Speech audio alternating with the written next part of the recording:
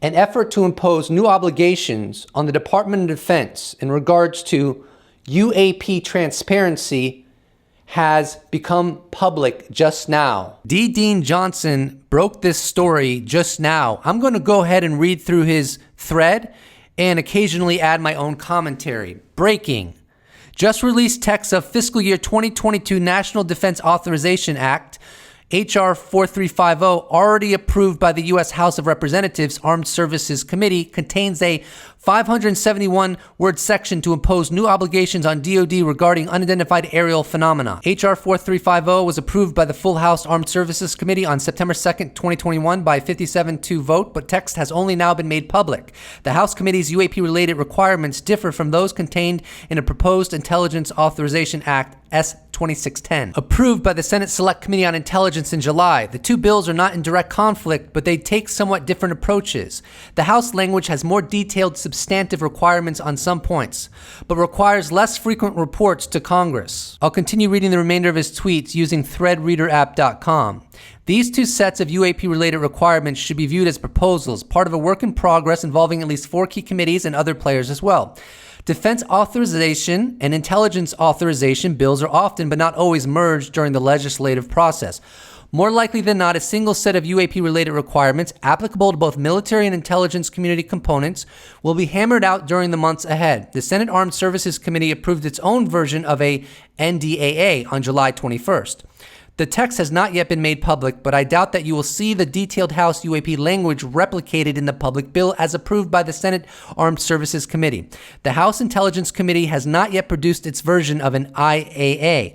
Here are some key points from the House Armed Services Committee's H.R. 4350. The bill defines unidentified aerial phenomena as airborne objects witnessed by a pilot or aircrew member that are not immediately identifiable. The bill would mandate that within 180 days of enactment, the Secretary of Defense, in consultation with the Director of National Intelligence, must establish a new office within the Office of the Secretary of Defense to carry out on a department-wide basis the mission currently performed by the UAP Task Force. The UAPTF would be terminated.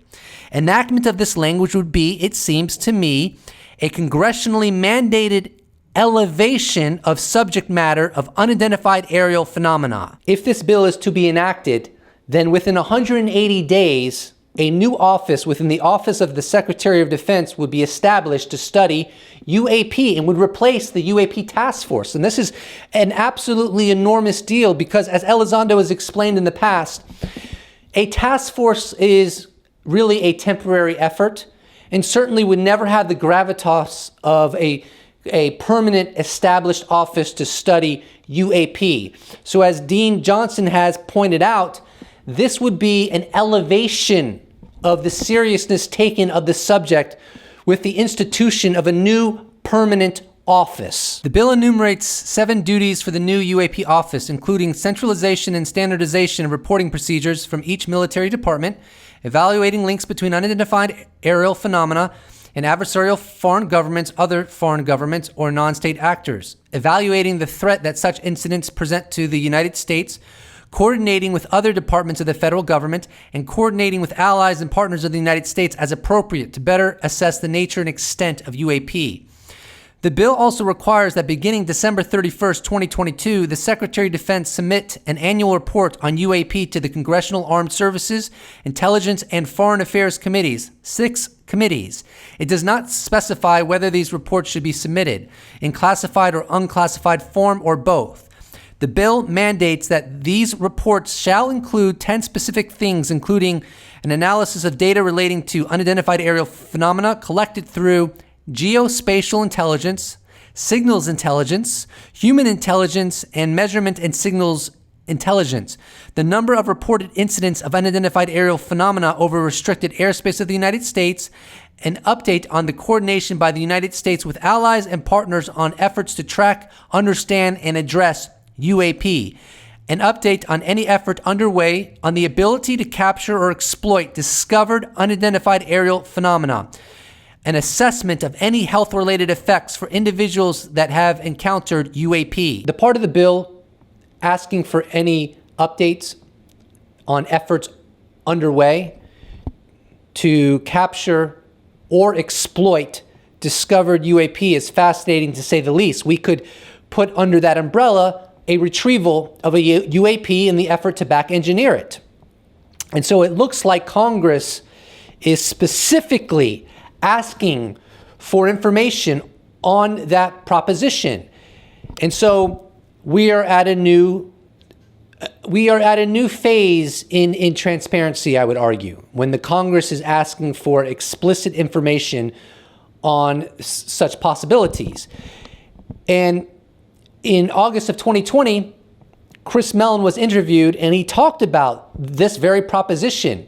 Is there some sort of UAP program out there that has recovered unknown technology much more advanced than any known technology, and the United States government is working to understand it so that they can exploit it and utilize it in some sort of back engineering effort, creating their own aircraft that would maneuver and have the same capabilities of this unknown technology, which ultimately clearly would not be stemming from human civilization. Here is the August 1st, 2020 interview I speak of. It's probably time to stop calling people who believe in UFOs crackpots after the recent revelation that there's actually a Pentagon task force looking into them. One astrophysicist who has worked for the Pentagon's UFO program since 2007 told the New York Times that he gave a classified briefing to a Defense Department agency about retrievals from, quote, off-world vehicles not made on this Earth. Are we on the brink of full disclosure about visitors from outer space? Quite frankly, to answer your question, Mr. Smirkanish, I think we are heading very quickly to a new phase of our evolution, in which governments become more transparent on what they know about UAP.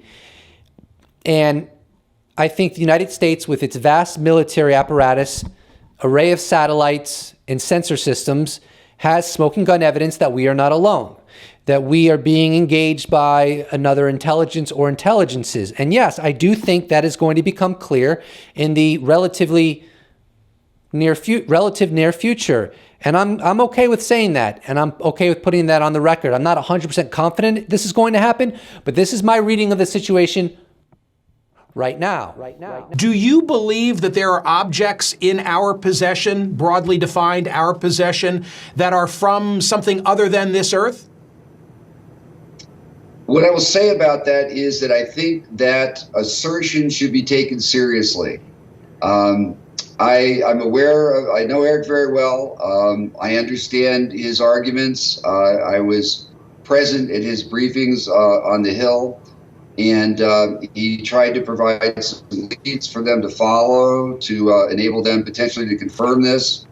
It is an issue that should be taken seriously. The House of Cards is falling, baby. Another really interesting component of that bill is that the Congress is asking for an assessment of any health-related effects people have had who have had encounters with UAP.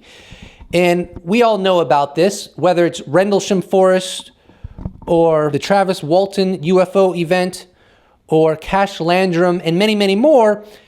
People have had biological effects from encountering UAP. That's what's been reported. I'm gonna leave it right here with this video. I'm sure in the coming days, weeks, and months, we will hear a lot more about the fiscal year 2022 National Defense Authorization Act.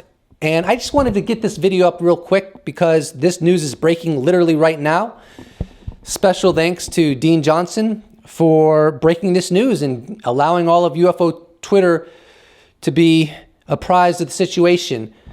And I'm working right now on a disclosure update. I'm also working right now on an analysis of the 180-day UFO report. And I have smaller videos also planned that all of this should be uploaded pretty soon. I expect a fairly active month this month. And let's continue the journey together because something's happening.